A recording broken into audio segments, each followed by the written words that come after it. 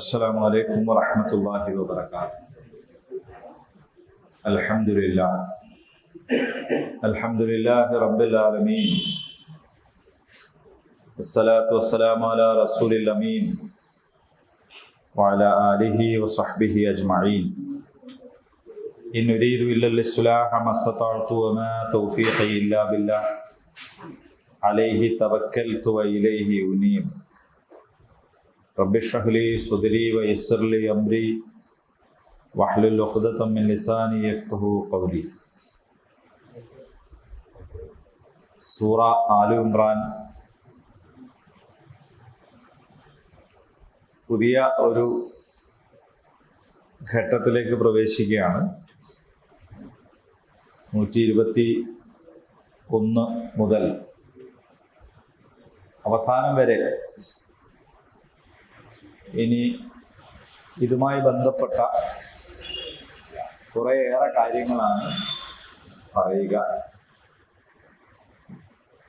അതിൻ്റെ ഒരു പശ്ചാത്തലം ഉഹുദ് യുദ്ധമാണ്. ഉഹുദ് യുദ്ധത്തിന് ശേഷമാണ് അതിനെക്കുറിച്ചുള്ള ഈ വർത്തമാനങ്ങൾ പറയുന്നത്. أعوذ بالله من الشيطان الرجيم. وإذ غدوت من أهلك تبوئ المؤمنين وإذ غدوت من أهلك تبوئ المؤمنين مقاعد للقتال والله سميع عليم. إذ همت طائفتان منكم أن تفشلا والله وليهما وعلى الله فليتوكل المؤمنون. ولقد نصركم الله ببدر وأنتم أذلة فاتقوا الله لعلكم تشكرون.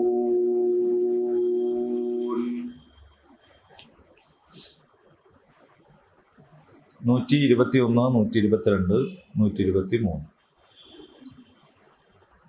വഇദ് ഗദൗത, നീ പുലർച്ചെ ഇറങ്ങി തിരിച്ച സന്ദർഭം ഓർക്കുക. മിൻ അഹ്ലിക്, നിന്റെ കുടുംബത്തിൽ നിന്ന്. തുബവ്വിഉ, ഒരുക്കാൻ, അൽ മുഅ്മിനീൻ, വിശ്വാസികൾക്ക്, മഖാഇദ, താവളങ്ങൾ, ലിൽ ഖിതാൽ, യുദ്ധത്തിന്. വല്ലാഹു സമീഉൻ അലീം, വല്ലാഹു എല്ലാം കേൾക്കുന്നവൻ, എല്ലാം അറിയുന്നവൻ. ഇത് ഹമ്മത്ത്, ഭാവിച്ച സന്ദർഭം. ത്വാഇഫത്താൻ, 2 വിഭാഗങ്ങൾ. മിൻകും, നിങ്ങളിലെ. അൻ തഫ്ശല, ഭയന്നോടാൻ, പേടിക്കാൻ, ഭീരുക്കളാവാൻ. വല്ലാഹു വലിയുഹുമാ, അല്ലാഹു അവരുടെ രക്ഷാധികാരി ആയിരിക്കെ. അള്ളാഹുവിന്മേൽ അല്ലെങ്കിൽ അള്ളാഹുവിൽ ഫൽയതവക്കൽ, തവക്കുലാക്കട്ടെ, അൽ മുഅ്മിനൂൻ, മുഅ്മിനീങ്ങൾ. വലഖദ് നസറക്കും, തീർച്ചയായിട്ടും നിങ്ങളെ സഹായിച്ചിട്ടുണ്ട് അല്ലാഹു ബിബദരിൻ, ബദറിൽ. വഅൻതും അദില്ല, നിങ്ങൾ ദുർബലരായിരിക്കെ. അഇസ്സ എന്ന് പറഞ്ഞാൽ പ്രബലരാവുക, ഇസ്സത്തുള്ളവരാവുക. അതിന് വിപരീതമാണ് ദുർബലരാവുക, പതിതരാവുക, കഴിവ് കുറഞ്ഞവരാവുക. അതില്ല. ഇസ്സത്ത് നമ്മളത് പ്രാർത്ഥിക്കാറില്ലേ? അല്ലാഹുമ്മ അഇസ്സൽ ഇസ്ലാമ വൽ മുസ്ലിമീൻ വഅദില്ല ശിർക വൽ മുശ്രിക്കീൻ. അതാണ് ഇസ്സത്തും ദില്ലത്തും. ഫത്തഖുല്ലാഹ്, അതിനാൽ അള്ളാഹുവിനോട് തഖ്വ കാണിക്കുക. ലഅല്ലകും തഷ്കുറൂൻ, നിങ്ങൾ നന്ദിയുള്ളവരാകാൻ വേണ്ടി. ഓക്കെ, ഇനി നിങ്ങളുടെ ഊഴമാണ്. എന്താണത്? ഒന്നും അറിഞ്ഞുകൂടാത്ത ഒരാള് നിങ്ങളോട് ചോദിക്കുകയാണ്, എന്താണ് ഉഹുദ്? എന്താ നിങ്ങൾ പറയാം? ആർക്കൊക്കെ ഒരാൾക്ക് പറയാൻ പറ്റുമോ? ഇല്ലെങ്കിൽ നമുക്ക് ഒന്നിച്ച് പറയാം. ബദറിന് ശേഷം സലാം.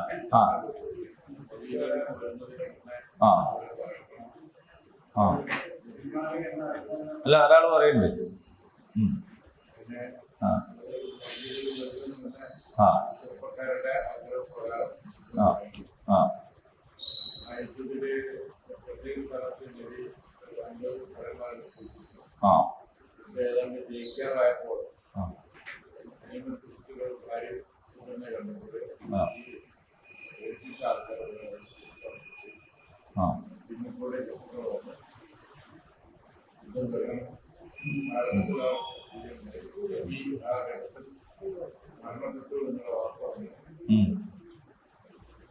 ഓക്കെ,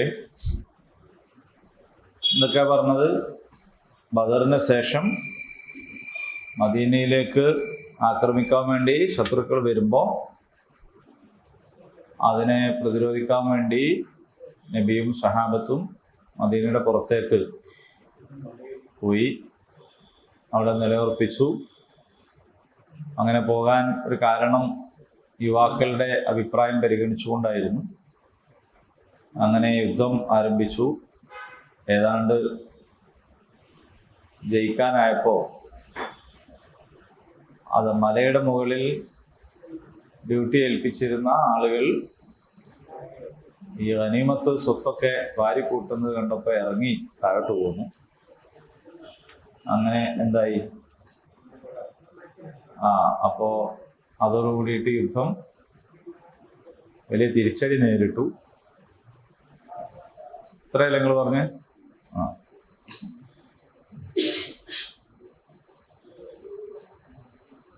റസൂല് മരിച്ചു എന്ന് അതിൻ്റെ ഇടയ്ക്ക് ഒരു കിംവദന്തി പരന്നു. അപ്പോൾ കൂടുതൽ ആളുകൾ ചെതറിയോടി. അങ്ങനെയൊക്കെയുള്ള സംഭവങ്ങളാണ്. ഓക്കെ, എന്തെങ്കിലും ആഡ് ചെയ്യാനുണ്ടോ ആർക്കെങ്കിലും? അതിൻ്റെ കൂട്ടത്തിൽ ഇന്നതും കൂടി എന്ന് പറയാനുണ്ടോ?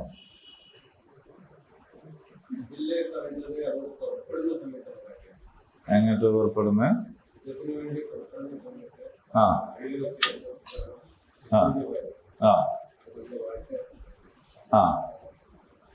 അതല്ലത്.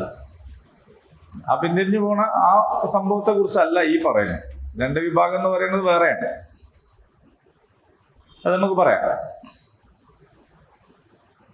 ഇനി എന്തെങ്കിലും ഉണ്ടോ? ഉഹുദ് മല കണ്ടവര് കൈവന്തിക്ക്.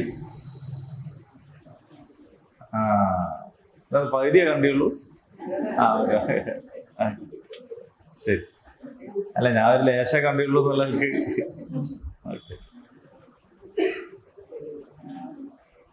ഉഹുദ് എന്ന് പറഞ്ഞാൽ ഒറ്റ, അഹദ് എന്ന് പറഞ്ഞാൽ ഏകൻ, അല്ലേ? ഉഹുദ് എന്ന് പറഞ്ഞാൽ ഒറ്റ എന്ന് പറഞ്ഞാല് അങ്ങനെ ഒരു മലയില്ല വേറെ.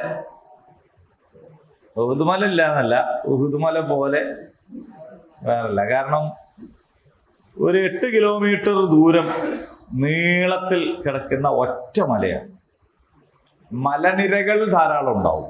ഒരു മല, വേറൊരു മല, അങ്ങനെയാണ് മല ഉണ്ടാവും. ഇത് ഒറ്റ മല തന്നെ 8 കിലോമീറ്റർ ദൂരത്തിൽ 2 മുതൽ 4 കിലോമീറ്റർ വരെ വീതി ഒക്കെ ഉള്ള ഒരു വമ്പൻ മലയാണ് ഉഹുദ്.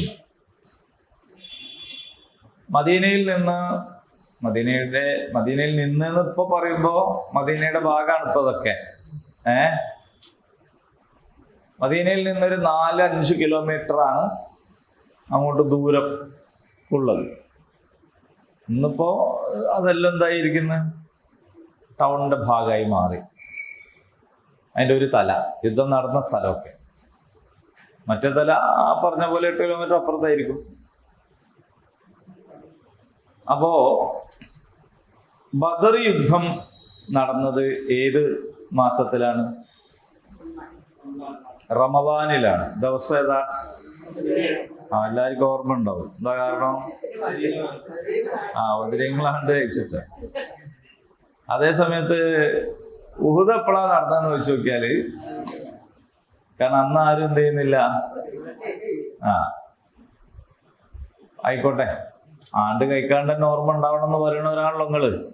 എന്നാ നിങ്ങളൊന്ന് പറയും, എപ്പോഴേനും ഉഹുദ്?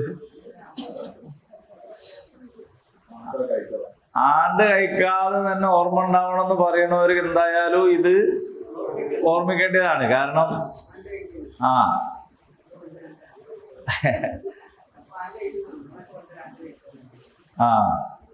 പക്ഷെ അൽഹംദുലില്ലാഹ് അതിൽ ആണ്ടങ്ങ് പോയില്ലല്ലോ.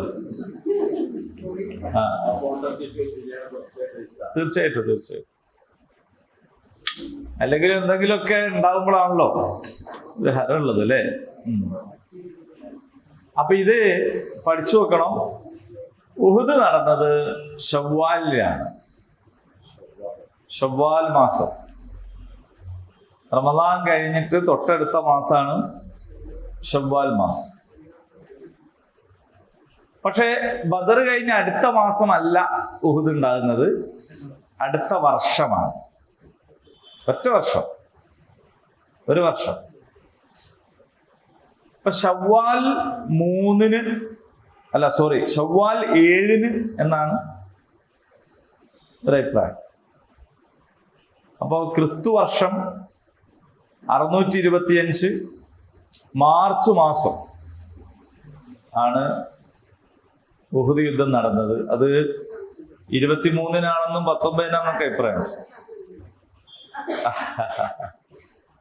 മാർച്ച് അന്നുണ്ടില്ലേ?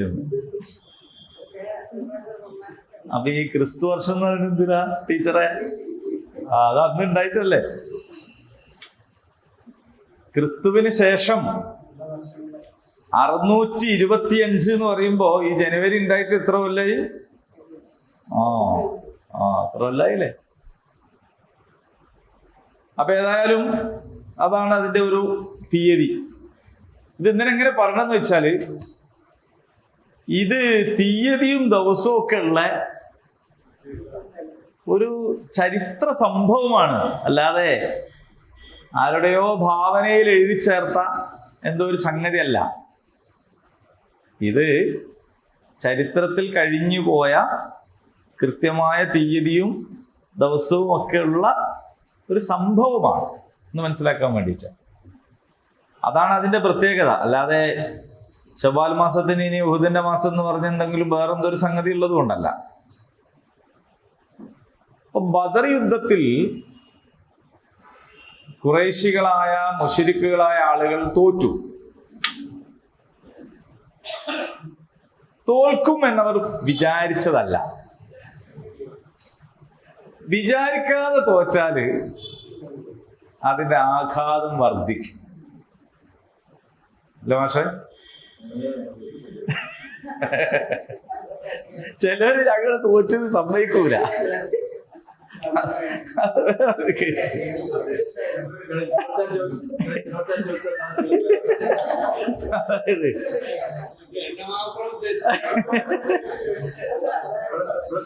അതായത് അല്ല, നമ്മുടെ കാലത്ത്, ജനാധിപത്യ കാലത്ത് നമ്മുടെ യുദ്ധം തെരഞ്ഞെടുപ്പാണ്. പണ്ട് ഇതില്ലല്ലോ. അന്നെങ്ങനെയാന്ന് വെച്ചാൽ തച്ച് തോൽപ്പിക്കൽ തന്നെയാണ്. ഒരു സംഗതിയിൽ തെറ്റിയാല് തല്ലി തോൽപ്പിക്കണം, എന്നാലാണ് അതിന് മേൽക്കൈ കിട്ടുക. ഈ യുദ്ധങ്ങൾ അങ്ങനെയാണ് ഈ പണ്ട് നമ്മൾ പറയുന്നുണ്ടല്ലോ, മക്കയിൽ ഇങ്ങനെ നിരന്തരം യുദ്ധങ്ങളായിരുന്നു ഒരുപാട് എന്നൊക്കെ പറഞ്ഞ സംഭവം എന്താണെന്ന് വെച്ചാല് വല്ലാത്ത ഒരു സൈനിക നീക്കം, മിസൈൽ ആക്രമണം അങ്ങനൊന്നുമല്ല. നമ്മളിപ്പോ യുദ്ധം എന്ന് പറയുമ്പോൾ വേറെ സ്റ്റൈലാണ്. അതേസമയത്ത് അന്നത്തെ ഒരു നടപ്പ് രീതി എന്താന്ന് വെച്ചാൽ കാര്യങ്ങൾ തീരുമാനിക്കപ്പെടുക കയ്യൂക്ക് കൊണ്ടാണ്. അടിച്ചിട്ട് ജയിക്കൽ ആരാന്ന് വെച്ചാൽ അതാണ് ജയം. അങ്ങനെ വന്നതാണ്. അതെ, എന്നുവെച്ചാൽ പഴയ കാലത്ത് അങ്ങനെയാണ്. ഇന്ത്യയിൽ ജനാധിപത്യം വരുന്നതിന് മുമ്പ് അങ്ങനെ തന്നെ. നാട്ടുരാജ്യങ്ങൾ തമ്മിലുള്ള യുദ്ധങ്ങൾ, ഗോത്രങ്ങൾ തമ്മിലുള്ള യുദ്ധങ്ങൾ അങ്ങനെയാണല്ലോ. അപ്പോ അതിനാവശ്യമായ കളരിപ്പയറ്റൊക്കെയാണ് നമ്മുടെ നാട്ടിൽ വികസിച്ചു വന്നിട്ടുള്ളത്.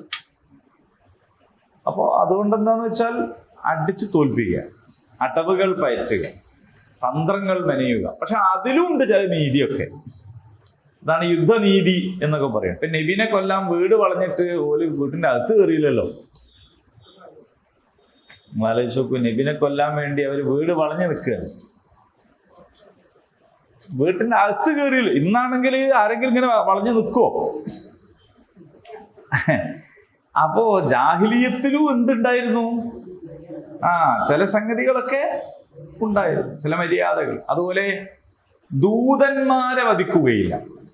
അതിപ്പോഴും അങ്ങനെ. അംബാസഡർമാര് യുദ്ധം തുടങ്ങിയ പോലെ പിൻവലിക്കുകയാണ് അതുകൊണ്ട് ഓലെ കൊല്ലുക എന്ന് പറയുന്നത് ചരിത്രത്തിൽ അങ്ങനെ സംഭവിച്ചിട്ടുണ്ട് അത്യപൂർവമായി. പക്ഷെ അത് വമ്പിച്ച രീതിയിൽ ആക്ഷേപിക്കപ്പെട്ടിട്ടുമുണ്ട്. ദൂതന്മാരെ കൊല്ലൂല, അങ്ങനെയൊക്കെയുള്ള ചില സംഗതികളുണ്ട്. എന്തായാലും ബദർ യുദ്ധത്തെ സംബന്ധിച്ച് അവര് വലിയൊരു ഒരുക്കൊന്നും നടത്തിയിട്ടല്ല വന്നത്. കിട്ടിയ 1000 ആൾക്കാരങ്ങ് പോകുന്നതാണ്. കാരണം അവരെ സംബന്ധിച്ച് അവർക്ക് ഈസി ആയിട്ട് ജയിക്കും ഞങ്ങൾ എന്നുള്ള ഒരു വിചാരത്തിലായിരുന്നു. അപ്പൊ അതുകൊണ്ട് ഒരുപാട് ഒരുങ്ങിയിട്ടൊന്നുമില്ല. അതേ സമയത്ത് ഭൗതികമായിട്ട് അത് ശരിയായിരുന്നു. അവര് വിചാരം തന്നെ ശരി, ഭൗതികമായിട്ട് നോക്കുമ്പോ. കാരണം ഇപ്പുറത്തുള്ളത് അംഗങ്ങൾ കുറവാണ്. ആ കുറഞ്ഞ ആൾക്കാരൻ ആരാണ്? യഹൂദിനെ കുറിച്ച് പറയുമ്പോൾ ഖുറാനിൽ ഇവിടെയും ബദർ അനുസ്മരിക്കുന്നുണ്ട് കേട്ടോ.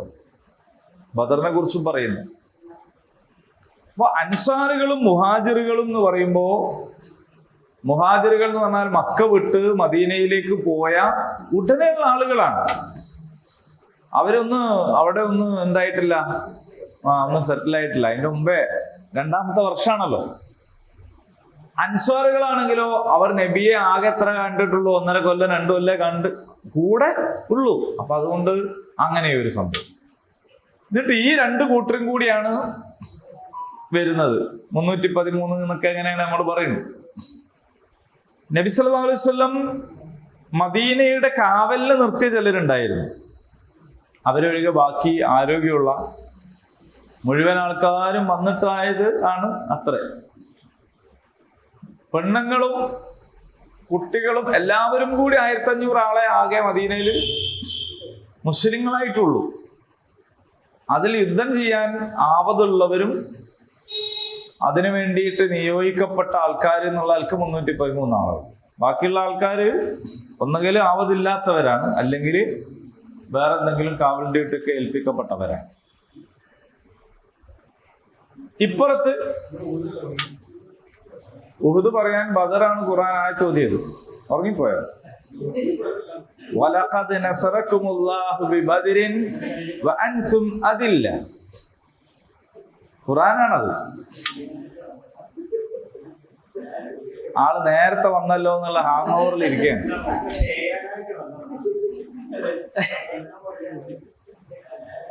ഉഹുദിലേക്ക് എത്തണമെങ്കിൽ ബദർ പറയണ്ടേ? ബദർ, അതുകൊണ്ടാണ് നമ്മൾ ഓതി വെച്ച ആയത്തിൽ അള്ളാഹു ബദർ പറയുന്നത്. ബദർ പറയുമ്പോഴാണ് ഉഹുദ് പറയാൻ കഴിയുള്ളൂ.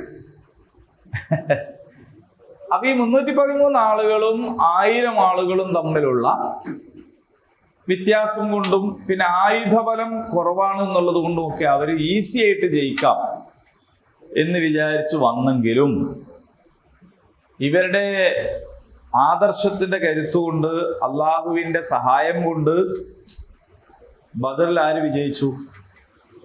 മുഅ്മിനീങ്ങൾ വിജയിച്ചു. നിഷേധികളായ അധർമ്മകാരികളായ ആളുകളുടെ വളരെ പ്രധാനപ്പെട്ട ചില ആൾക്കാരെന്തായി? കൊല്ലപ്പെട്ടു. അബൂജഹൽ ഉൾപ്പെടെ. അബൂജഹലിനായിരുന്നു വലിയ തിരക്ക്. എന്തിന്? പോയി ഇപ്പൊ തന്നെ ശരിയാക്കണം എന്നുള്ള തിരക്ക് അബൂജഹലിന്റെ. അങ്ങനെ ഉണ്ടല്ലോ ചിലർ തോറ്റുപോയത്. Message, the message. അപ്പോ യുദ്ധത്തിന് പുറപ്പെട്ടിടത്തുനിന്ന് യുദ്ധത്തിന് കാരണമായി പറഞ്ഞ സംഗതി ഫേക്ക് ന്യൂസ് ആണെന്ന് മനസ്സിലായപ്പോ തിരിഞ്ഞു പോവാന്ന് പറഞ്ഞതായിരുന്നു. അപ്പൊ അബൂജഹല പറഞ്ഞത് അതല്ല, അതൊന്നും തന്നെ ശരിയാക്കണം. ആ അബൂജഹലിന്റെ ആദ്യം എന്തായി? കൊല്ലപ്പെട്ടു. അപ്പൊ ഈ കൊല്ലപ്പെട്ടവരുടെ കുടുംബക്കാരായ ആൾക്കാർക്ക് ഇത് സഹിക്കൂലല്ലോ. നാട്ടുകാർക്കും സഹിക്കൂല, കുടുംബക്കാർക്കും സഹിക്കൂല. ഇവര് മക്കയിലേക്ക് തിരിച്ചു പോയിട്ട് വിശ്രമിക്കുകയല്ല ചെയ്തത്, ഓല അത് വിശകലനം ചെയ്തു. ഇനി നമ്മൾ എന്ത് ചെയ്യാൻ പറ്റില്ല, തോൽക്കാൻ പറ്റൂല, ജയിക്കണം എന്നുള്ളിടത്ത് തീരുമാനമെടുത്തു. അങ്ങനെ തീരുമാനം എടുത്തിട്ട് അവർ ഒരുങ്ങാൻ തുടങ്ങി. അന്ന് മുതൽ, ബദറിന്റെ പിറ്റേന്ന് മുതൽ അവർ ഒരുങ്ങുകയാണ്. ആ ഒരുക്കത്തില് അവരെന്ത് ചെയ്തു എന്ന് വെച്ചാല് അവരുടെ വരുമാനത്തിലെ മുഖ്യമായ ഓഹരി യുദ്ധ ഫണ്ടിലേക്ക് നിക്ഷേപിക്കാൻ തുടങ്ങി. യുദ്ധത്തിന് പൈസ വേണം, അന്നും വേണം, ഒന്നും വേണം.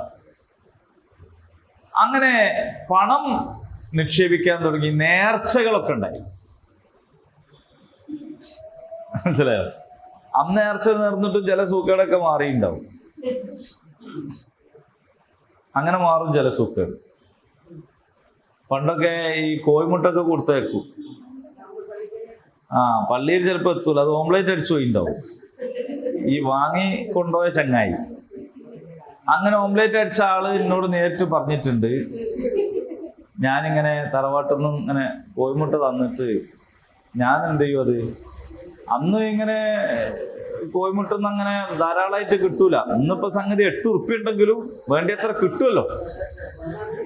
പക്ഷെ അന്ന് ഒരു കോഴിമുട്ട ഇട്ടെന്നൊക്കെ പറഞ്ഞ സംഭവമാണ്. അപ്പൊ അത് ഞാനിങ്ങനെ ഓംലേറ്റ് അടിച്ച് തിന്നതാണ്. പക്ഷെ തന്ന് ഏൽപ്പിച്ച ആള് പറയും, മോനെ ഈ അന്ന് കൊടുത്ത് മുതലിന്റെ ഒരു വേദന മാറിയത്, അതുകൊണ്ട് ഇത് ഇഞ്ഞും കൊടുക്കുക, ഇഞ്ഞും തന്നാളി ഞാൻ വാങ്ങലുണ്ട്. അപ്പൊ ഈ ഒരു വേദന എങ്ങനെ മാറുന്നതെന്ന് വെച്ചാല് അതിനൊരു രീതിയാണത്. ഇബ്രാഹിം നബിനെ കൊല്ലാൻ വേണ്ടിയിട്ട് ഉള്ള തീയില്ലേ, തീക്കുണ്ഠം, അതിലേക്ക് വെറുതെ നേർച്ചാക്കിയിരുന്നു എന്നാണ് അന്നത്തെ വിശ്വാസം. അപ്പൊ പലതും ഭൗതികമായ ആവശ്യങ്ങൾക്ക് വേണ്ടിയാണ് ഈ പറഞ്ഞ നേർച്ചകൾ. അല്ലെ ഖബറിൽ ശിക്ഷിക്കപ്പെടരുതേ പഠിച്ചോലെ, അതിന് ഞാനൊരു കൈക്കോട്ട് കൊടുക്കാം എന്നല്ലല്ലോ വിചാരിക്കും. കൈക്കോട്ടയുടെ കൊടുക്കല് പറമ്പിൽ പള്ളിക്ക് കൈക്കോട്ടാണ്. അപ്പോ നമ്മളെ കോട്ടയക്കാരെ പീടികയില് പിന്നെ അന്ന് ചില കൈക്കോട്ട് ഉണ്ടാവുമായിരുന്നു, മണ്ണിൽ കൊത്താൻ ഭാഗ്യം കിട്ടാത്ത കൈക്കോട്ടുകൾ. കാരണം എന്ന് പറഞ്ഞാൽ ഇവിടുന്ന് വാങ്ങിക്കൊണ്ടുപോയിച്ച് അവിടെ ഇങ്ങനെ കൊടുക്കും ആൾക്കാർ. അവിടെ നിന്ന് അത്രത്തോനെ കൈക്കോട്ട് അതൊരു റാളിയിലാക്കിയിട്ട് ഇങ്ങോട്ട് കൊണ്ടുവരും. എന്നിട്ട് അവസാനം അത് ഇവിടെ തന്നെ കൊടുക്കും. പിന്നെ ഇവിടുന്ന് ഓരോരുത്തർ വാങ്ങി അവിടെ കൊടുക്കും, അവിടുന്ന് പിന്നെയും കൊടുക്കും. എന്നുവെച്ചാൽ ഈ കൈക്കോട്ടിന് മണ്ണിൽ കൊത്താനുള്ള ഭാഗ്യമില്ല, അതെങ്ങനെ പോവാ വരിക എന്നാണ്. മെഡിക്കൽ കോളേജിലെ ഓർത്തോ പിന്നെ ഓപ്പറേഷൻ തിയേറ്ററിൽ ചില കമ്പികൾ അങ്ങനെ ഉണ്ട്. കാലിന് കമ്പി ഇടാൻ വേണ്ടിയിട്ട് ഇവര് പോയി വാങ്ങിക്കൊണ്ടിരും. എന്നിട്ട് അതിവിടെ കൊടുക്കും. എന്നിട്ട് തിയേറ്ററിൽ മറ്റവന്റെ കാലിൽ ഊരിയ കമ്പി ഇവന്റെ കാലിന് ഇട്ട് കൊടുക്കും.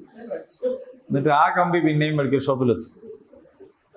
ഇതിങ്ങനെ പോകും. ഇത് ഞാന് ഒരു സംഭവത്തെ ആസ്വദിച്ച് പറഞ്ഞാണ്. ഇന്ന് അങ്ങനെയാണെന്ന് എനിക്കറിയില്ല. ആരോഗ്യവകുപ്പ് എനിക്കെതിരെ കേസ് എടുക്കരുത്.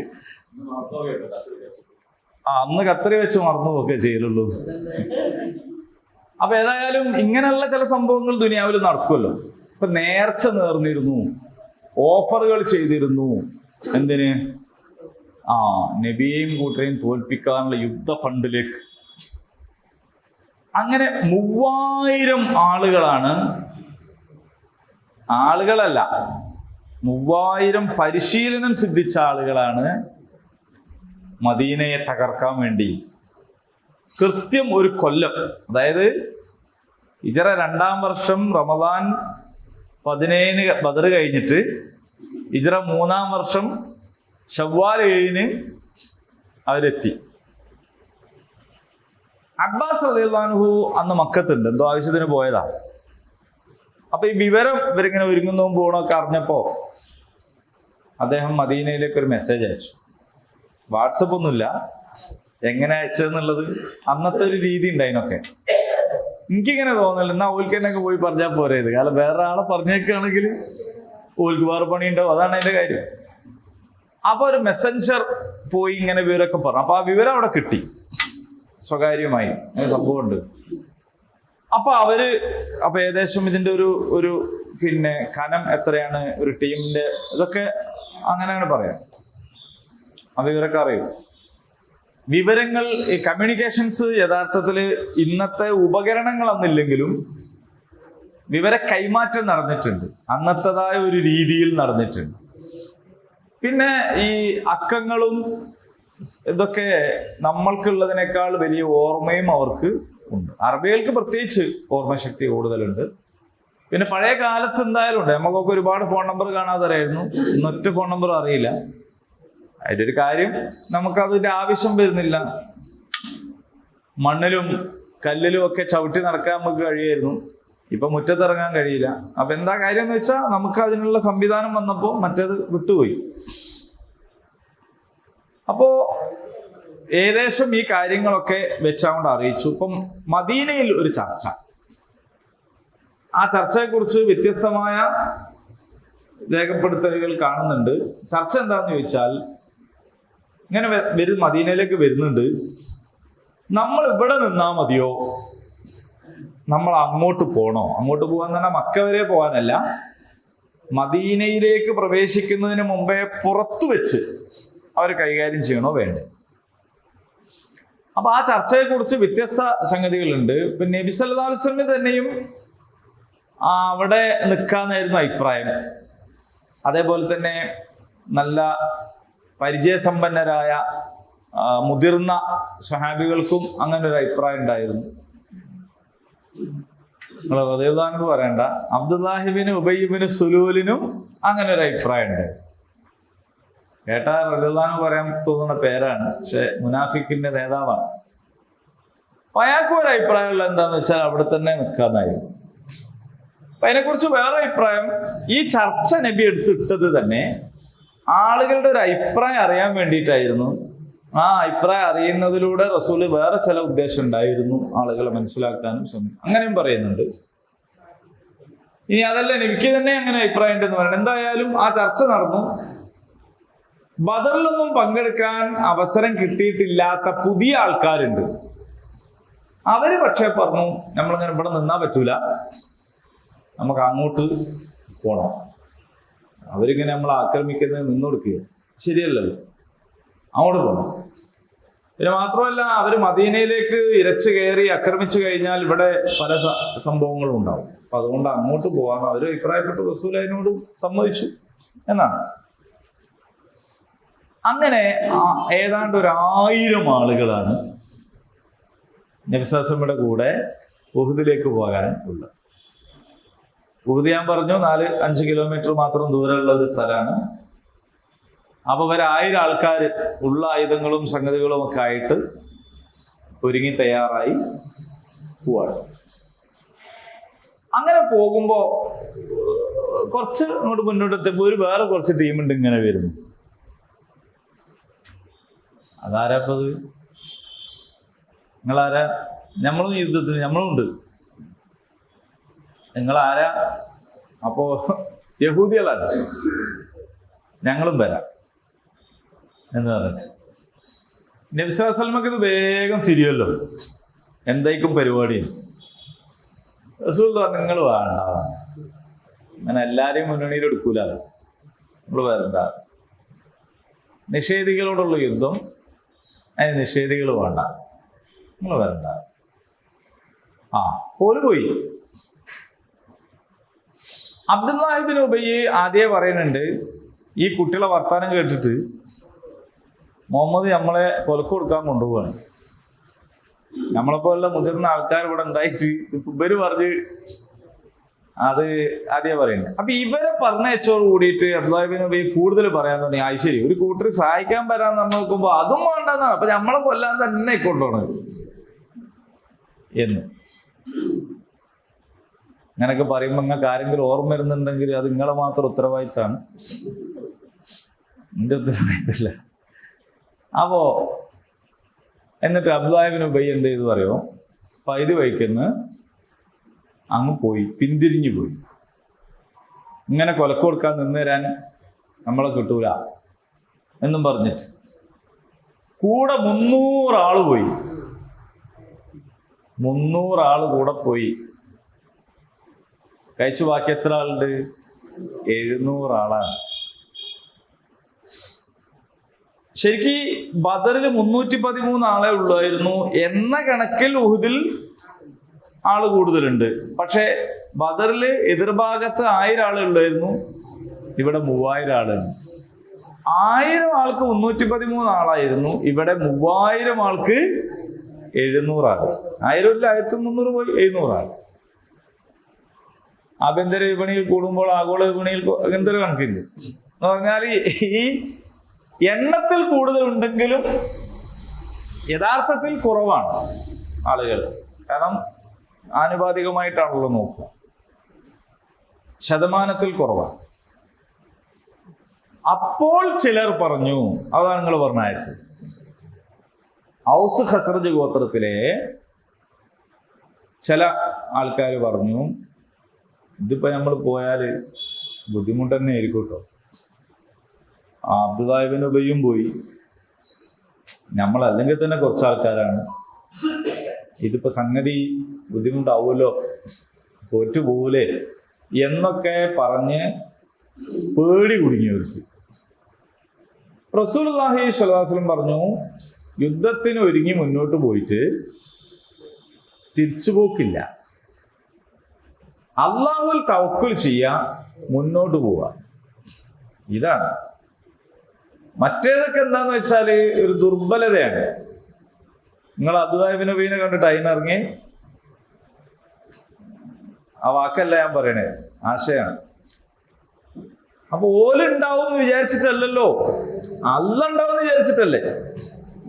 അതുകൊണ്ട് മുന്നോട്ട് തന്നെ പോവാ, ധീരതയോടെ മുന്നോട്ട് പോവാ എന്ന് പറഞ്ഞു. അങ്ങനെ മുന്നോട്ട് പോയി.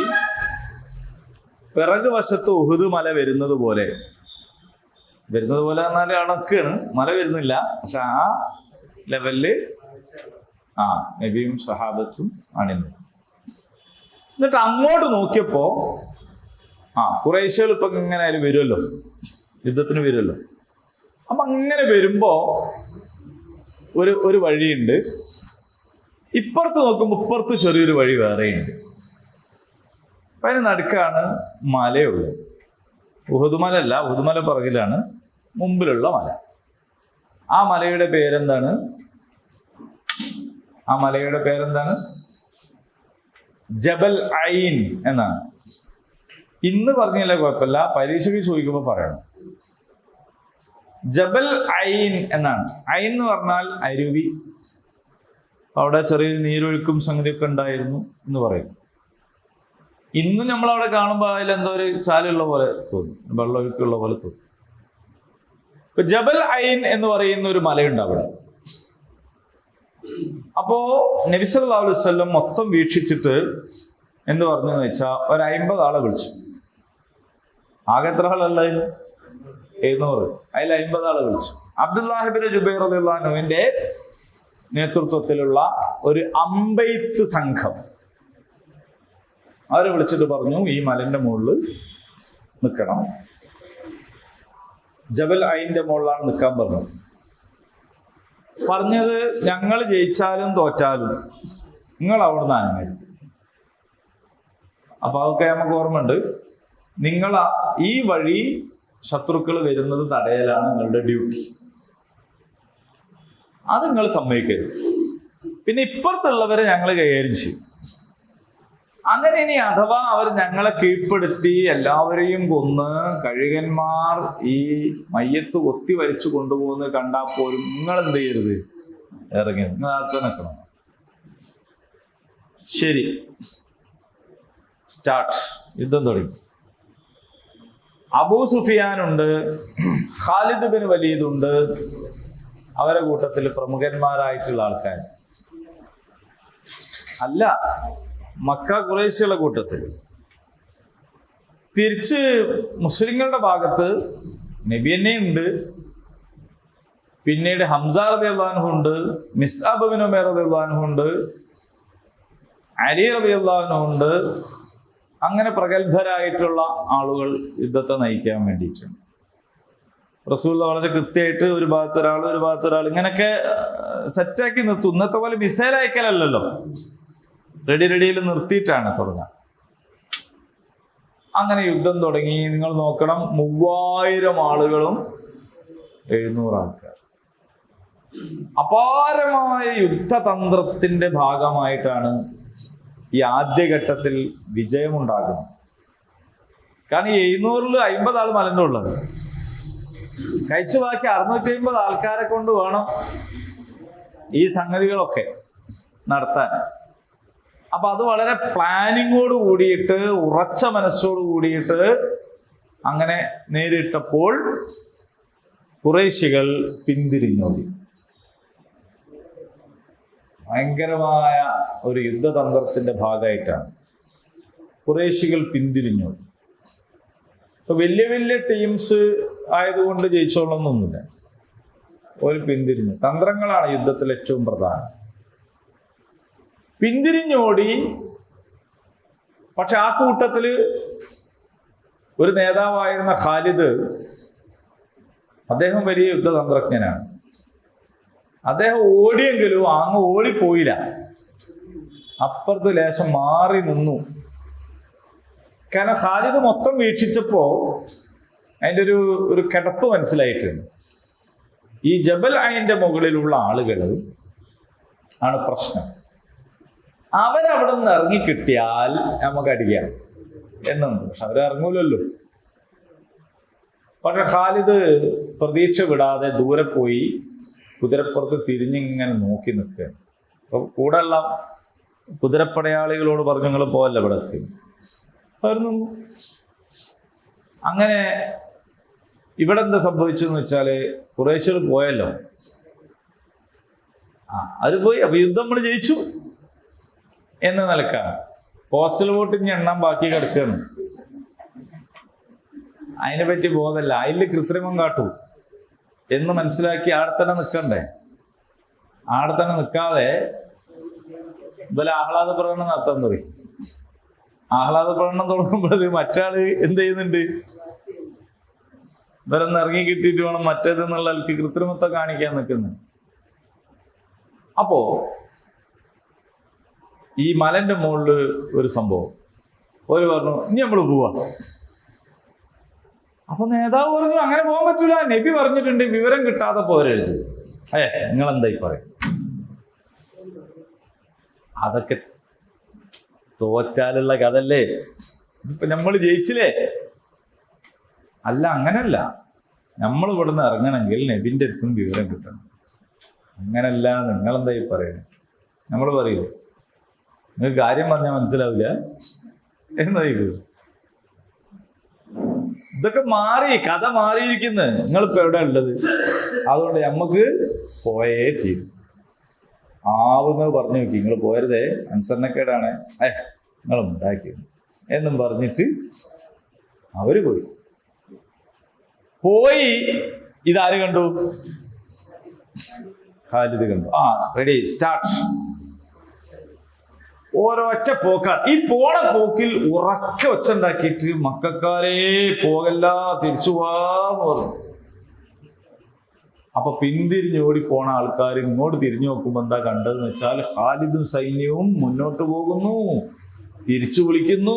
അവര് പിന്തിരിഞ്ഞടുത്തൊന്നും വണ്ടി ഇങ്ങോട്ട് തന്നെ തിരിച്ചു. ഇതൊന്നും അറിയുന്നില്ല. ഇവിടെ വരെന്ത് ചെയ്യാണ്? മറ്റൊരു ടച്ച് പോയ സാധനമൊക്കെ പൊറുക്കി കൂട്ടി ഇതൊക്കെ ചെയ്യുന്നൊരു പണിയില്ല. അങ്ങനെ ഈ ജബൽ ഐന്റെ അപ്പുറത്തൂടെ, ഈ ജബൽ ഐന്റെ മുകളില് ഈ അമ്പെയ്ത്തുകാരെ നിർത്തിയത് മുതലാണ് അതിന് ജബൽ റുമാസ് എന്ന് പേര് വന്നു. ജബൽ റുമാസ്, അമ്പെയ്ത്തുകാരെ നിർത്തിയ മല ജബൽ റുമാസ്. റമാ എന്ന് പറഞ്ഞ എറിഞ്ഞു. ജബൽ റുമാസ്, എറിയുന്ന ആൾക്കാരെ നിർത്തിയ മല. ആ മലന്റെ ഇപ്പോഴത്തെ അവസ്ഥ എന്താ അറിയാമല്ലോ? ഞാൻ ഇപ്രാവശ്യം ഹജ്ജിന് പോയ സമയത്ത്, ഇപ്രാവശ്യം ഹജ്ജിന് പോയപ്പോ, കഴിഞ്ഞ പ്രാവശ്യം ഹജ്ജിന് പോയപ്പോ ആ ടൈപ്പ് പറയല്ല കേട്ടോ. ജബൽ റുമാസിന് മുകളിൽ കയറാൻ പാടില്ല. അവിടെ ബാരിക്കേഡ് വെച്ച് തടഞ്ഞിട്ടുണ്ട്. ആദ്യം ആൾക്കാർ അതിന്റെ മുകളിൽ കയറിയിരുന്നു. കയറിയിട്ട് പുണ്യം കിട്ടിയിട്ടല്ല, അല്ലാതെ നമ്മക്കെല്ലാം അറിയോ, പുണ്യം കിട്ടുമെന്ന് വിചാരിച്ചിട്ടായി കയറുന്നത്. എന്നിട്ട് അവിടുത്തെ മണ്ണ് വാരി കൊണ്ടുപോകും. ഒരാൾ ഒരു പിടി മണ്ണ് വാരിയാൽ എത്ര ലക്ഷം പിടി മണ്ണ് പോയി. അങ്ങനെ ആ മല ചെറുതായിരിക്കും. ആ മല ചെറുതാണിപ്പോൾ. ഇങ്ങനെ കയറിക്കാൻ പറ്റുന്നൊരു മലയൊന്നല്ല. കാരണം JCB ഒന്നും വേണ്ടല്ലോ, ഒരു പിടി പോരെ. അങ്ങനെ ഇപ്പൊ അവിടെ ഇപ്രാവശ്യം പോയപ്പോ കണ്ടെന്താന്ന് വെച്ചാൽ അവിടെ മേലെ കയറരുത് എന്ന് പറഞ്ഞിട്ട് വേലിയൊക്കെ കെട്ടി റെഡിയാക്കി വെച്ചിട്ടുണ്ട്. കാരണം എന്താന്ന് വെച്ചാല് പിന്നെ അത് ഇനിയിപ്പോ വേറെ എന്തോന്ന് സെറ്റാക്കി ഉറപ്പിച്ചിട്ടൊക്കെ ആയിരിക്കും അനുവദിക്കും.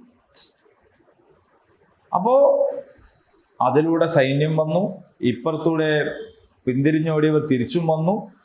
മുസ്ലിങ്ങൾ നടുക്ക് കുടുങ്ങിപ്പോയി, ആകെ അങ്ങോട്ട് പെട്ടു. 70 ആളുകൾ ഷഹീദായി. 70 ആളുകൾ. അതിൽപ്പെട്ട ഒരാളാണ് ഹംസ റളിയല്ലാഹു അൻഹു.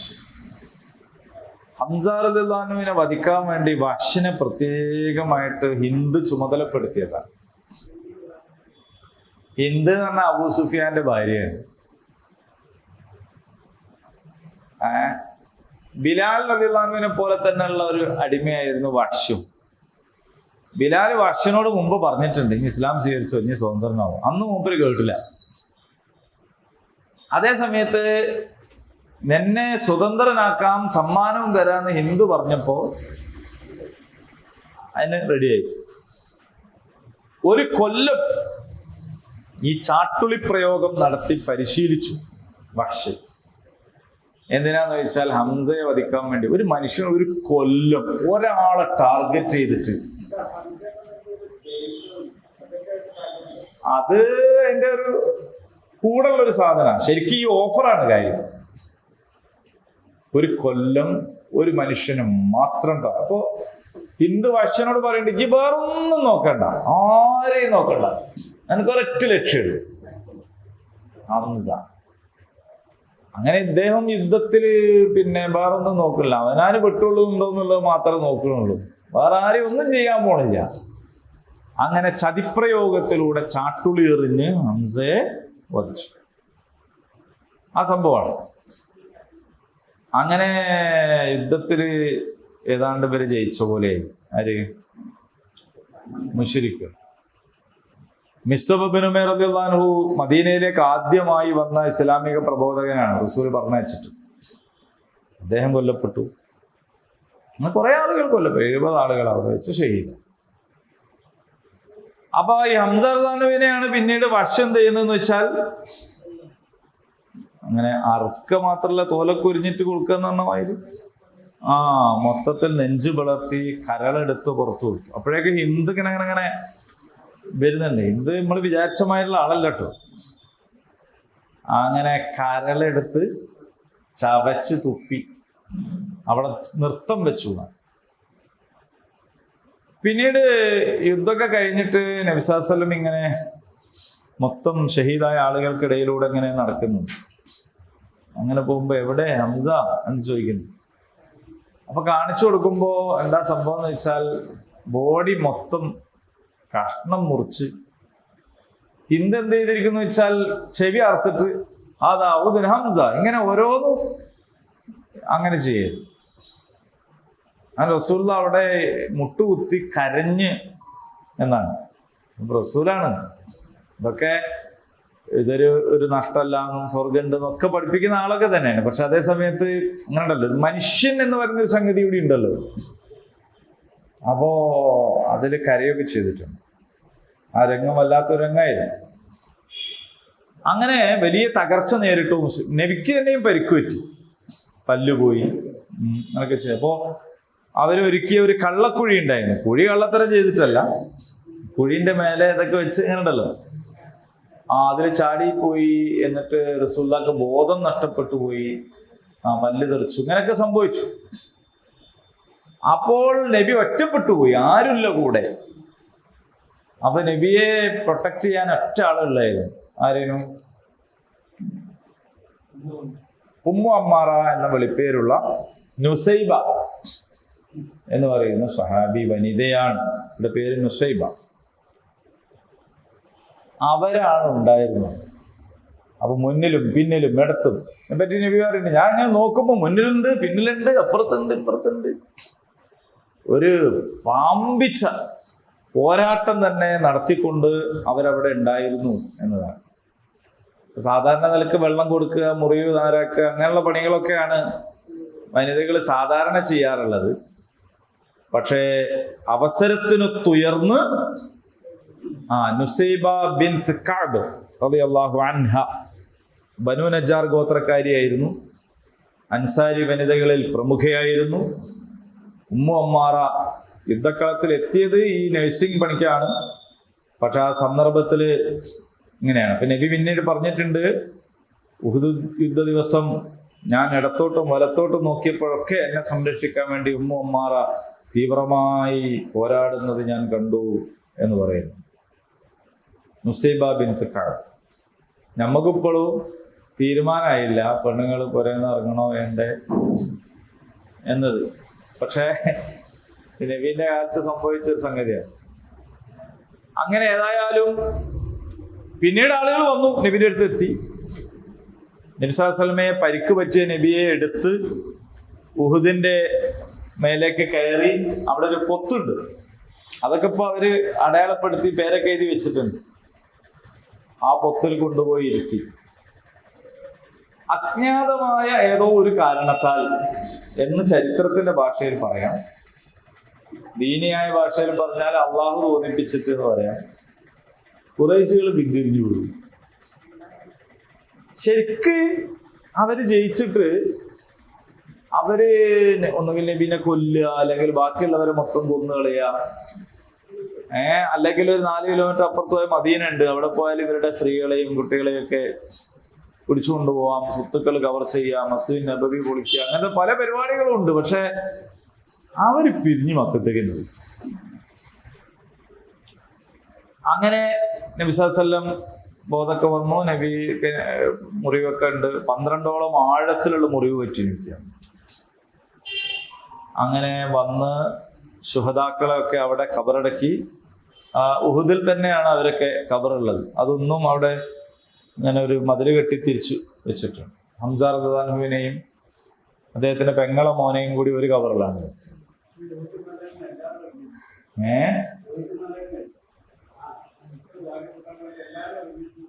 ഉഹുദ് മലയിൽ നിന്നല്ല ഇറങ്ങിയത്, ജബൽ ഐൻ മലയിൽ നിന്നാണ്. എല്ലാവരും ഇറങ്ങിയിട്ടില്ല, ബാക്കിയുള്ളവർ അവിടെ കൊല്ലപ്പെട്ടു, ഷഹീദാവുകയാണ് ചെയ്തത്. മുസ്ലിങ്ങൾ തന്നെ അല്ല, മുനാഫിക്കുകളൊന്നല്ല, മുസ്ലിങ്ങൾ തന്നെയാണ്. മുനാഫിക്കുകളൊക്കെ നേരത്തെ പോയി, 300 ആൾക്കാരുണ്ടായിരുന്നു, അവര് പോയി. ഇവര് മുസ്ലിങ്ങളാണ്. അവരെ മുനാഫിക്കെന്ന് ചരിത്രത്തിൽ ആരും പറഞ്ഞിട്ടില്ല. അപ്പൊ തെറ്റായ തീരുമാനം എടുക്കണം എല്ലാവരും മുനാഫിക്കാവൂല എന്നർത്ഥം. മുസ്ലിങ്ങൾ തന്നെയാണ്. പക്ഷെ അവര് കാണിച്ചത് ഏറ്റവും വലിയ ഒരു അനുസരണക്കേടാണ്. ഒരു കാര്യം നേതൃത്വം പറഞ്ഞാൽ പിന്നെ വേറെ ആലോചിച്ചു പോയരുത്. അപ്പോൾ ചിലപ്പോ നിങ്ങൾ ആലോചിക്കണതിൽ ശരിയൊക്കെ ഉണ്ടാവും, പക്ഷെ അതേ സമയത്ത് അനുസരണം വളരെ പ്രധാനമാണ്. ഈ അനുസരണക്കേട് കാണിച്ചതിന്റെ ഫലമാണ് ഇത്രയും പരിക്ക് പറ്റിയത്. പരാജയപ്പെട്ടു എന്ന് തന്നെ പറയാം. അങ്ങനെ അതാണ് ഉഹുദിലെ ഏറ്റവും വലിയ പാഠം എന്ന് പറയുന്നത്. കാരണം ഓല ആലോചിച്ചതാണ്, അത് തോറ്റാലല്ലേ, അതല്ല ഇങ്ങനല്ലേ എന്ന്. അങ്ങനൊന്നും ആലോചിക്കരുത്. അവിടെ നിൽക്കാൻ പറഞ്ഞാണ് നിൽക്കണം. അങ്ങനെ പിന്നെ അവര് പിന്തിരിഞ്ഞു പോയി. ഖബറടക്കവും പരിപാടിയൊക്കെ ആയിട്ട് അന്നത്തെ ദിവസം എല്ലാവരും തിരക്കിലായിരുന്നു. അവിടെ തന്നെ ശുഹദാക്കളെ ഖബറടക്കി. റസൂലുള്ളാഹി അവരോട് സംസാരിച്ച സംഭവമൊക്കെ ചരിത്രത്തിൽ പറയുന്നുണ്ട്. എന്താണ് നിങ്ങളുടെ അവസ്ഥ, നിങ്ങൾക്ക് വാഗ്ദാനം ചെയ്തത് കിട്ടിയില്ലേ എന്നൊക്കെ ചോദിക്കുന്ന സംഭവമൊക്കെ പറയും. അങ്ങനെ പിറ്റേ ദിവസം റസൂൽ അവരോട് പറഞ്ഞു, നിങ്ങളെല്ലാവരും അവരെ പിന്തുടരണം എന്നാണ്. ആരെ? പോയ മുശ്രിക്കുകളെ പിന്തുടരാൻ പറഞ്ഞു. എന്നിട്ട് തിരിച്ചു വരാത്ത കോലത്തിൽ അവരെ ഓടിച്ചിട്ട് വരണം. അപ്പൊ നിങ്ങൾ ആലോചിച്ച് നോക്കൂ, ഉഹുദിന്റെ അന്നത്തെ ക്ഷീണവും പ്രയാസങ്ങളും ശാരീരികമായ മുറിവുകളും പരിക്കുകളും എല്ലാം ഉണ്ട്. എന്നാ പിന്നെ നബിയെ ഇനി ഓല് പോയായിട്ട് പോയിക്കോട്ടെ, വെറുതെ ഇനിയിപ്പോ എന്തിനാന്ന് ചോദിക്കുക. നമ്മളൊക്കെ ആണെങ്കിൽ ചോദിക്കാൻ തന്നെ എത്തൂല, നമ്മള് പോയാൽ പോകും. ഇനിയിപ്പോ അതിന് പോവുക ഇപ്പൊ ഇത്ര വിചാരിച്ചിട്ട് ഇനിയിപ്പോ ഇന്നിപ്പോ ഇനി ആവൂല അറിയും. രാവിലെ ഒരു 10 ക്ലാസ് കഴിഞ്ഞ് ഇനിയിപ്പോ മൂപ്പര് ഇഞ്ഞും ക്ലാസ് എടുക്കാൻ വരാ 10:30 അല്ലേ? അങ്ങനെ പോ ഏശം ഓലും ചിന്തിക്കണ്ടേ എന്നൊക്കെ പറയാ. ഇങ്ങനെ പറഞ്ഞുവിട്ടാ മതിയോ എന്നൊക്കെ. പക്ഷേ ഉഹുദിന്റെ പിറ്റേന്നാണ് റസൂൽ പറയണത്, നിങ്ങൾ ഓലെ പിന്നാലെ പോയിട്ട് കുടിക്കുക. അപ്പോഴേക്ക് അവരിങ്ങനെ ആടിക്കൊഴിഞ്ഞ് ഇങ്ങനെ ഉണ്ടല്ലോ. കാരണം ഓല കൂടെ പെണ്ണുങ്ങളുണ്ട്.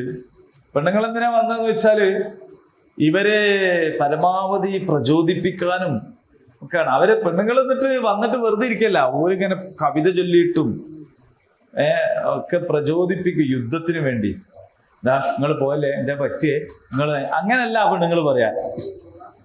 പെണ്ണുങ്ങൾ പറയണെന്ന് വെച്ചാൽ പോയിട്ട് കൊന്നു വരും, കൊല്ലാൻ കഴിഞ്ഞില്ലേ ഇങ്ങോട്ട് വരണ്ട. മനസ്സിലായില്ലേ? അല്ലെങ്കിൽ ഇങ്ങോട്ട് വരണ്ട എന്നൊക്കെ പറയും. അപ്പൊ ഈറ്റിങ്ങൾ എന്താന്ന് വെച്ചാല് പ്രോത്സാഹനമാണ്, ഭയങ്കരമായ പ്രോത്സാഹനം. അതിന് പെണ്ണുങ്ങൾ വന്ന്, പിന്നെ നർത്തകികൾ വന്നിട്ടുണ്ട്, ഡാൻസ് ചെയ്യും. പിന്നെ അത്യാവശ്യം സാധനമൊക്കെ കൊണ്ടുവന്നിട്ടുണ്ട്. കാരണം എന്താന്ന് വെച്ചാല് ഇതൊക്കെ ഒരു വീര്യം. ഇന്നും പാവം സൈനികർക്ക് ഇത് വല്ലാണ്ട് കൊടുക്കുന്നുണ്ട്. അപ്പൊ ഇതിങ്ങനെ മദ്യം, നൃത്തം, ഇതൊക്കെ ആണ് ഓരോ പ്രചോദനം. ഇവരെന്താണ് മുസ്ലിങ്ങള് തഹജ്ജുദ് നിസ്കരിക്കുക, ദിക്റില്ല, ഇതാണ് ഇവരെ പ്രചോദനം. ഇവര് പിന്തിരിഞ്ഞ് പോകുമ്പോഴും ഇവരെ കൂട്ടത്തിൽ ഇതും സംഗതി എല്ലാം കൂടിയായിട്ട് ഇങ്ങനെയാണല്ലോ ഇവര് പോണത്.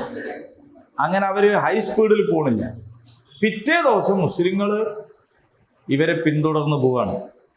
അപ്പൊ ഒരു സ്ഥലത്ത് എത്തിയപ്പോ ആരവിടെ ഓര് നോക്കുമ്പോ പോയോല് നല്ല വിചാരിക്കണതേ, മുഹമ്മദ് ഇന്നലെ പരിക്ക് പറ്റിയതിന്റെ ദേഷ്യം തീർക്കാൻ വേറെ ടീമിനെ ഇറക്കിയെന്നാണ് വിചാരിക്കുന്നത്. വേറെ ടീമല്ല, ഇത് ഇന്നലെ ഇവിടെ ഒക്കെ കഴിഞ്ഞ ആൾക്കാരാണ് എന്നുള്ളത് അവർക്ക് മനസ്സിലാവും. അവര് വിചാരിക്കുന്നത് എന്താണ്, ഒരു പുതിയ ടീം വരികയാണ്. അപ്പൊ ആ പുതിയ ടീം വരുമ്പോ എങ്ങനെയായിരിക്കും വരിക? ഭയങ്കര വീര്യത്തിലായിരിക്കും, ഒരുങ്ങി വരികയായിരിക്കും, ഇന്നലത്തെ കണക്ക് തീർക്കാൻ വരികയായിരിക്കും എന്ന് വിചാരിച്ചിട്ട് അവര് പരക്കം പാഞ്ഞ് മക്കത്തേക്ക് തന്നെ പോയി കളഞ്ഞു. അങ്ങനെയാണ് അവരുടെ വിജയത്തിന്റെ ശോഭ കെടുത്തിയതും അവരുടെ ആത്മവിശ്വാസം കെടുത്തിയതും. ഇല്ലെങ്കിൽ എന്താ സംഭവിക്കുക? ഇല്ലെങ്കിൽ ഓല് പിന്നെയും വരും. പിന്നെ വരവ് നിന്നുപോയത് എന്തുകൊണ്ടാന്ന് വെച്ചാൽ ഓടിച്ചു. അല്ലെങ്കിൽ ഖാലിദിനെ പോലുള്ള ആളുകളൊക്കെ ഒരു വിധാണെങ്കിൽ അവിടുന്ന് പോകില്ലല്ലോ. ഇസ്ലാമിലേക്ക് വന്നതിന് ശേഷവും ഖാലിദ് റളിയല്ലാഹു അൻഹു റെസ്റ്റ് എടുത്തിട്ടില്ല. ഓരോ സൈനിക നീക്കത്തിനും സൈന്യാധിപനായിട്ട് ഇങ്ങനെ ജയിക്കുക വരിക തന്നെ, ജയിക്കുക വരിക. ഉമർ ഖാൻ പറഞ്ഞു ഖാലിദിനെ മാറ്റണം സൈന്യാധിപ സ്ഥാനത്ത്. അബൂബക്കർ സിദ്ദീഖ് ഖലീഫ ആയപ്പോഴും ഉമർ ഖാൻ പറഞ്ഞു ഖാലിദിനെ സൈന്യാധിപ സ്ഥാനത്ത് മാറ്റണം. അപ്പൊ അബൂബക്കർ പറഞ്ഞു അള്ളാന്റെ റസൂൽ ആക്കിയതാണ്, ഞാൻ മാറ്റൂല. അങ്ങനെ ഉമർ ഖലീഫയായ ഉടനെ തന്നെ, അന്ന് ഖാലിദ് ഉള്ളത് ഒരു ഓപ്പറേഷനിലാണ്, കത്തൊടുത്ത് വെച്ചിട്ട് വന്ന് മാറ്റാൻ, ഇങ്ങോട്ട് വന്നിട്ട് മാറ്റാൻ വരെ നിന്നിട്ടില്ല. മാറ്റിയിട്ട് വേറെ ഒരാളെ സൈന്യാധിപനാക്കി, ഖാലിദിന്റെ കീഴിലുണ്ടായിരുന്ന ആളെ. പക്ഷെ ഖാലിദ് റളിയല്ലാഹു അൻഹു ആ സൈന്യാധിപന്റെ കീഴിൽ എന്നിട്ട് എന്ത് ചെയ്തു? യുദ്ധത്തിൽ പങ്കെടുത്തു. ഇതിനെക്കുറിച്ചുള്ള വ്യാഖ്യാനം അത്യത്ഭുതകരമായ വ്യാഖ്യാനമാണ്. നമുക്കൊന്നും ചിന്തിക്കാനും ഒന്നും കഴിയാത്തത്ര വലിയ ഒരു വ്യാഖ്യാനമാണ് അതിനുള്ളത്. എന്താ അറിയാം നിങ്ങൾക്ക്? ഉമർ റളിയല്ലാഹു അൻഹു പറയാണ്, എൻ്റെ പൊന്ന് ഖാലിദ്, അവന്റെ നിയ്യത്തിൽ തകരാറ് സംഭവിക്കുമോ എന്ന് ഞാൻ ഭയപ്പെട്ടു. കാരണം ദീനിൽ വന്നിട്ട് ഖാലിദ് പങ്കെടുത്ത സകല യുദ്ധവും ജയിക്കുകയാണ്. എന്നെക്കൊണ്ടാണിത് എന്ന് ഖാലിദിന് തോന്നിപ്പോയാൽ ഖാലിദിന്റെ സ്വർഗം പോയി പോവില്ലേ? നിങ്ങൾ ആലോചിച്ച് എന്താണ് ഓലൊക്കെ തമ്മിലുള്ള ഒരു ബന്ധം.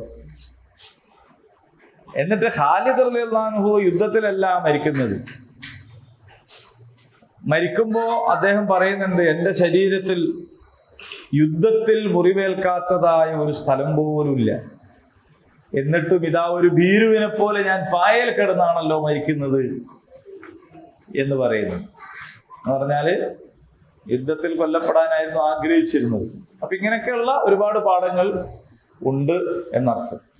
നമ്മളാകെപ്പാടെ ഖാലിദിനെ മാറ്റണം എന്ന് ഉമർ പറഞ്ഞു പറഞ്ഞാൽ നമ്മളെന്താ ചിന്തിക്കുള്ളൂ? അത്ര നമ്മക്കങ്ങനെ തോന്നുള്ളൂ എന്ന് പറയാൻ കാരണം നമ്മളങ്ങനെ ആണ് എന്നുള്ളത് കൊണ്ട് നമുക്ക് അതിന്റെ അപ്പുറത്തേക്ക് ചിന്തിക്കാൻ തന്നെ കഴിയില്ല. ഏതായാലും അത്ര ഗംഭീരമായ ഒരു സംഭവമാണ്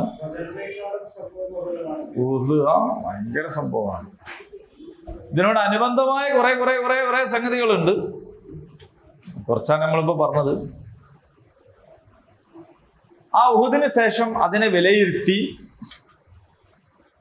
പിന്നീട് അതിൽ നിന്ന് പാഠം ഉൾക്കൊണ്ട് എങ്ങനെ ഒരു ഇസ്ലാമിക് സൊസൈറ്റി മുന്നോട്ട് പോകണം എന്നുള്ള പാഠങ്ങളാണ് പിന്നീട് വന്ന ആയത്തുകളും റസൂലുള്ളാഹി സ്വല്ലല്ലാഹു അലൈഹി വസല്ലമയുടെ അധ്യാപനങ്ങളും ഒക്കെ പിന്നീട് അത് ഇസ്ലാമിക സമൂഹത്തിന് വലിയ ഉപകാരം ചെയ്തു. ആ പരാജയം യഥാർത്ഥത്തില് ഒരുപാട് കാലത്തേക്ക് ഉള്ള നിലനിൽക്കാനുള്ള ഊർജം എന്താക്കിയിട്ടുണ്ട്, ഇസ്ലാമിക സമൂഹത്തിന് കിട്ടിയിട്ടുണ്ട്. അപ്പൊ അതില് അനുസരണം ഒരു വലിയ പാഠമാണ്. ഈ ആയത്തിന്റെ തൊട്ടു മുമ്പത്തെ ആയത്തിൽ പറഞ്ഞിരുന്നു, നിങ്ങൾ നിങ്ങളുടെ മനസാക്ഷി സൂക്ഷിപ്പുകാരായിട്ട് എല്ലാരെയും കാണരുത്. അപ്പൊ നമുക്ക് തോന്നി ഇതൊന്നും അങ്ങനെ പറയണേ വളരെ റിജിഡാണല്ലോ, എല്ലാവരോടും ബന്ധം പാടില്ല എന്നൊക്കെ. എന്തിനാ പറഞ്ഞതെന്ന് വെച്ചാൽ ഒരു ഈ പണി എടുക്കും. ഏത് പണി? പൈതയൊക്കെ പിരിഞ്ഞു പോകും.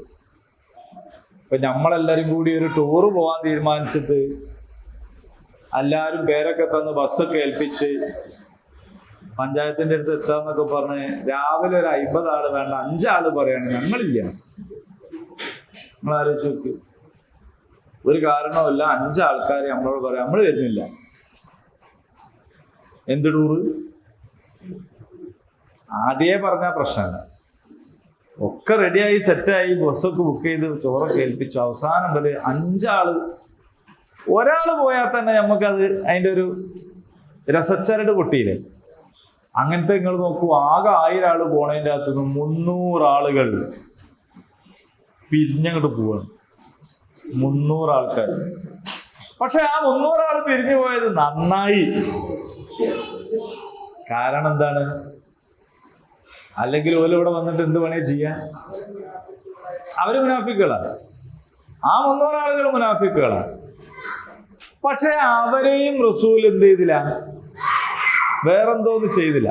ഇപ്പൊ അബ്ദുല്ലാഹി ഇബ്നു ഉബയ്യനൊന്നും റസൂൽ കൊല്ലുന്നില്ലല്ലോ. ചിലര് വന്നിട്ട് ചോദിച്ചിട്ടുണ്ട്, ശരിയാക്കട്ടെ റസൂലിന് വേണ്ട. അതിന്റെ കാരണം എന്ന് വെച്ചാൽ സ്വന്തം അനുയായികളെ കൊല്ലാൻ തുടങ്ങിയിരിക്കുന്നു മുഹമ്മദ് എന്നാണ് മറ്റുള്ളവർ പറയാം. കാരണം ഈ മുനാഫിക്ക് എന്ന് പറയുന്നത് വേറെ തന്നെ ഒരു കമ്പാർട്ട്മെന്റ് അല്ല. ഓലെ എടുത്തും വലുത്തും ഒക്കെ ഉണ്ടാവും. ഒരു പള്ളിയിലും വരും, നിസ്കരിക്കുകയും ചെയ്യും, ഞങ്ങൾ നിങ്ങളെ കൂടെ എന്ന് പറയുകയും ചെയ്യും. ഇങ്ങനെയാണല്ലോ. അപ്പൊ കാണുമ്പോ എന്താ തോന്നുക? മുസ്ലിം തന്നെ എന്നാണ് തോന്നുക. എന്നിട്ടാണ് ഈ പണിയെടുക്കുന്നത് എന്നതുകൊണ്ടാണ്. പിന്നീട് എല്ലാവരും വരും. അബൂ സുഫിയാൻ ഇസ്ലാം സ്വീകരിച്ചു. പിൽക്കാലത്ത് അബൂ സുഫിയാൻ ഇസ്ലാം സ്വീകരിച്ചപ്പോ എന്തിന് ദേഷ്യം പിടിച്ചിട്ട് ഉള്ള തോന്നിയാസം മുഴുവനും വിളിച്ചു പറയുന്നത്, എന്തിനാ ജീവിച്ചിരിക്കണത്, ചത്താ പോരെ, എന്തിനാ ഇപ്പൊ ഇങ്ങോട്ട് വന്നതെന്നൊക്കെ ചോദിക്കുന്നു. അബൂ സുഫിയാൻ പറയുന്നുണ്ട്, അബൂ സുഫിയാൻ മിണ്ടാതെ കേട്ടുന്നു ഇന്ത്യന്റെ ഈ എല്ലാ പരിപാടിയും. എന്താന്നും മിണ്ടാ. അവസാനം അതിപ്പോ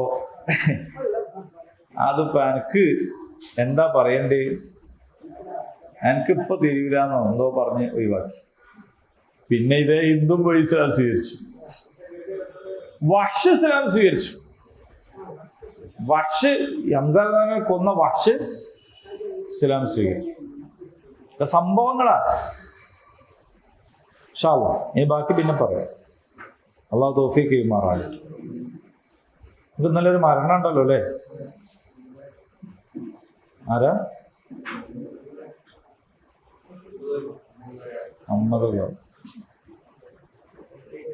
അള്ളാഹു മഗ്ഫിറത്തും മർഹമത്തും നൽകി അനുഗ്രഹിക്കുമാറാകട്ടെ. സുഖമില്ലാതെ നമ്മളുടെ കഴിഞ്ഞ 2 ആഴ്ച നമ്മൾ പ്രാർത്ഥിച്ചിട്ടുണ്ടായിരുന്നു. ഹോസ്പിറ്റലാ? വീട്ടിലാ? അള്ളാഹു സുബ്ഹാനഹു വ തആല കാരുണ്യം ചെയ്യുമാറാകട്ടെ. പിന്നെന്ന് കുറച്ച് ആൾക്കാർ വരാത്തതുണ്ട്, ഓലൊക്കെ അറിയിക്കുക. ഞാൻ നല്ലൊരു ഐഡിയ പറഞ്ഞു കൊടുത്തിരുന്നു. ക്ലാസ്സിന് സ്ഥിരമായിട്ട് വരുന്ന ആൾക്കാരെന്ത് ചെയ്യാ അറിയാം, ഒരു പേഴ്സണൽ മെസ്സേജ് അയക്കുക. വരാത്ത ആൾക്കാർ, വന്ന് മതിയാക്കിയവരും പിന്നെ വിട്ടുപോയവരൊക്കെ ഉണ്ടാവും. അപ്പൊ നമ്മളെ ഗ്രൂപ്പിൽ ഓർമ്മപ്പെടുത്തുന്നതിന് പുറമെ ഒരു പേഴ്സണൽ മെസ്സേജ് ഒരിക്കൽ അയക്കുക. ഒരു ശനിയാഴ്ച, ഓക്കെ. അപ്പൊ ചിലപ്പോൾ ഒരു ഓർമ്മാവുകയും വരികയൊക്കെ ചെയ്യും. അങ്ങനെ ഒരാൾക്ക് നമ്മളിലൂടെ ഖുർആനിലേക്കുള്ളൊരു വഴി കിട്ടിയാൽ അതിൻ്റെ ഒരു ഫലം നമുക്ക് കിട്ടുമല്ലോ. اللهم ربنا تقبل منا إنك أنت السميع العليم وتب علينا إنك أنت التواب الرحيم. اللهم ربنا هب لنا من أزواجنا وذرياتنا قرة أعين واجعلنا للمتقين إماما. ربنا آتنا في الدنيا حسنة وفي الآخرة حسنة وقنا عذاب النار. آمين. الحمد لله رب العالمين.